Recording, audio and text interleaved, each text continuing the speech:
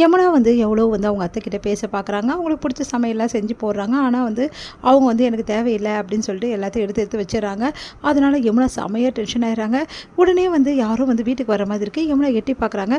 வாங்கண்ணே அப்படின்னு சொல்லிட்டு உள்ளே கூட்டிகிட்டு வராங்க. அதை பார்த்துட்டு யமுனா செமையாக டென்ஷன் ஆயிடுறாங்க. எப்படி இந்த பசுபதி இங்கே வந்தா அப்படின்னு சொல்லிட்டு செமையாக டென்ஷனாக வெளியே வந்து பார்க்குறாங்க. பசுபதி வந்து என்ன இவ இங்கே தானே இருக்கா, பின்ன எங்கே இருப்பா, அதை நம்ம தலையில் எடுத்து கட்டிட்டாங்களே அப்படின்னு சொல்லி சொல்கிறாங்க. உடனே பசுபதி பார்த்து செமையாக டென்ஷன் ஆகிறாங்க. நீங்கள் எதுக்கு இங்கே வந்தீங்க அப்படின்றாங்க யமுனா. அதை கேட்டுட்டு வந்து என் தங்கச்சி வீடு, நான் வரத்துக்கு யாருக்கு பர்மிஷன் கேட்கணும், ஏன் அண்ணன் இங்கே வரத்துக்கு நீ யாருடி வர வேணாம் சொல்கிறதுக்கு, இவர் என்னென்ன பண்ணார் எங்கள் குடும்பத்துக்கு அதெல்லாம் உங்களுக்கு தெரியாதா, இப்படி பண்ணுறீங்க, இவர் அப்படி வரவேற்கிறீங்க அப்படின்றாங்க.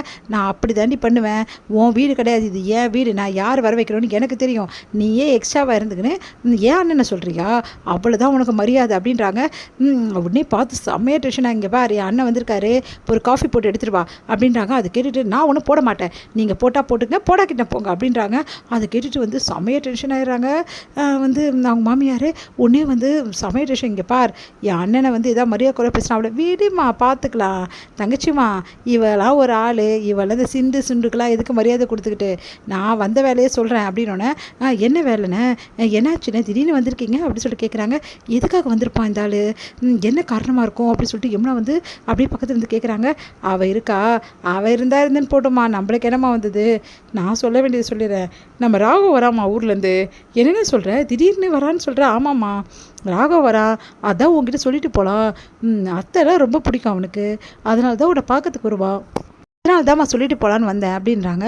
அப்படியாண்ணே, ஆமாம்மா காலையில் கிளம்பி வந்துடுவான், காலையில் விடிய காலையெல்லாம் இங்கே தான் இருப்பான் அப்படின்னு. இங்கேயா அப்படின்னு சொல்லிட்டு செம்மையாக டென்ஷன் ஆயிடுறாங்க. ஆமாண்ணே, ஆமாம்மா ராகவ் நான் அங்கே தங்க வைக்கலாம் தான் நினச்சேன், அத்தை கூட தங்கிட்டு போகணும்னு நினைக்கிறான், இங்கே வந்தால் உனக்கு எந்த பிரச்சனை, எனக்கு என்னென்ன பிரச்சனை இருக்குது, நீங்கள் தாராளமாக வர சொல்லுங்கள், நம்ம பிள்ளைய நம்ம வீட்டில் தங்க வைக்காமல் வேற எங்கே தங்க வைக்கிறது அப்படின்னோடனே அப்படியே பார்த்து முறைக்கிறாங்க. செம்ம டென்ஷன் ஆயிடுறாங்க, தாங்கிக்கவே முடியல. அப்படியே பார்த்து யமுனாவால் அடுத்து வந்து சரிம்மா உங்ககிட்ட கேட்டுட்டு போகலாம் தான் வந்து, ஏன்னா ஃபோன்லேயே ஒரு வார்த்தை ராகவ அனுப்பிச்சிக்கிறேன் சொன்னால் முடிஞ்சு போச்சு, அதுக்கு எதுக்கு நான் தேவையில்லாமல் நீ நேரில் வந்த, இதில் என்னம்மா இருக்குது, உன் பிள்ளை ஏதாவது சொல்லுவானே அதுக்காக தான்மா அப்படின்னோடனே, அதெல்லாம் நான் பார்த்துக்கிறேனே அப்படின்றாங்க. சரிம்மா ராகவ கொஞ்சம் பத்திரமா பார்த்துக்கோமா, நாளைக்கு வந்துடுவான் அப்படி சொல்லிட்டு போகிறாரு. அதை கேட்டு ரொம்ப சந்தோஷப்படுறாங்க. சரி என்னன்னு சொல்லிட்டு 2 பேர் பேசிகிட்டு இருக்காங்க. இதெல்லாம் பார்த்து யமுனாவுக்கு வயிறாக இருது, செம்ம டென்ஷனாக இருறாங்க. அந்த ராகவ் எதுக்காக இங்கே வரான், அவனை நான் சும்மாவே விட மாட்டேன், எதுக்கு இங்கே வரான் அப்படின்னு சொல்லிட்டு ஃபோன் பண்ணி பார்க்குறாங்க. பார்த்தா நிவினுக்கு வந்து ஃபோனே எடுக்கலை. என்ன நிவினுக்கு ஃபோனே எடுக்க மாட்டேங்குது, அந்த ராகவ் வர விஷயத்தை நிவின் கிட்ட சொல்லணுமே அப்படின்னு சொல்லிட்டு செம்மையாக டென்ஷன் ஆயிடுறாங்க.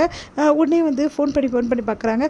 இவன் எதுக்கு இப்போ ஃபோன் பண்ணுறான் அப்படின்னு சொல்லிட்டு டென்ஷன் ஆகி ஃபோனை கட் பண்ணுறாரு அப்படின்னு சொல்லிட்டு செம்மையாக டென்ஷன் ஆயிடுறாங்க. மறுபடியும் கால் பண்ணிகிட்டே இருக்காங்க. யமுனா உனக்கு என்ன வேணும், எதுக்காக தேவையில்லாமல் பண்ணிட்டு இருக்க அப்படின்னு சொல்லிட்டு நிவின்க்கு வந்து கேட்குறாரு. ஒரு முக்கியமான விஷயம் உங்ககிட்ட சொல்ல தான் ஃபோன் பண்ணேன், உங்கள் அம்மா பண்ணுறது கொஞ்சம் கூட சரியில்லை, எங்கள் அம்மா பற்றி குறை சொல்ல ஃபோன் பண்ணேன், முதல்ல ஃபோனை வை, நான் ஒன்றும் அதுக்காக ஃபோன் பண்ணேன், வீட்டுக்கு யார் வந்தா தெரியுமா, யார் வந்தா அப்படின்னு சொன்னோன்னா நடந்த விஷயத்தில் யமுனா சொல்கிறாங்க. என்ன சொல்கிற, ராகவ் வந்து இங்கே தங்க போகிறானா, ஆமாங்க, சரி நான் பார்த்துக்கிறேன் வீடு, ஏங்க அவன் இங்கே வரவே கூடாது, இதெல்லாம் நல்லதே இல்லை, எனக்கு பயங்கரமாக கோவம் வந்துடும் சொல்லிட்டேன், இதெல்லாம் நடக்கவே கூடாது அப்படின்னா நான் என் அம்மா வீட்டுக்கு நான் போகிறேன் அப்படின்றாங்க.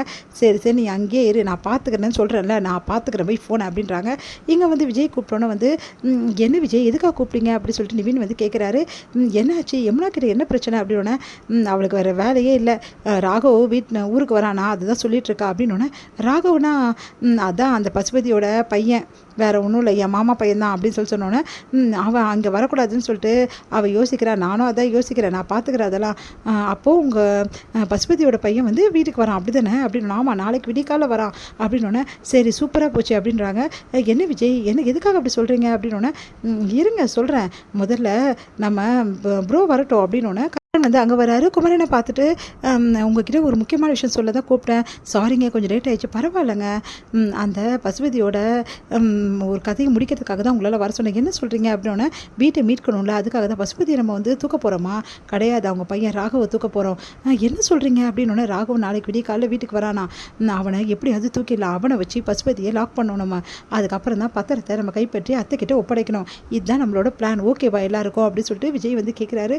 அதை கேட்டுட்டு சரி எல்லாருக்கும் ஓகே அப்படின்னு சொல்லிட்டு முடிவெடுக்கிறாங்க.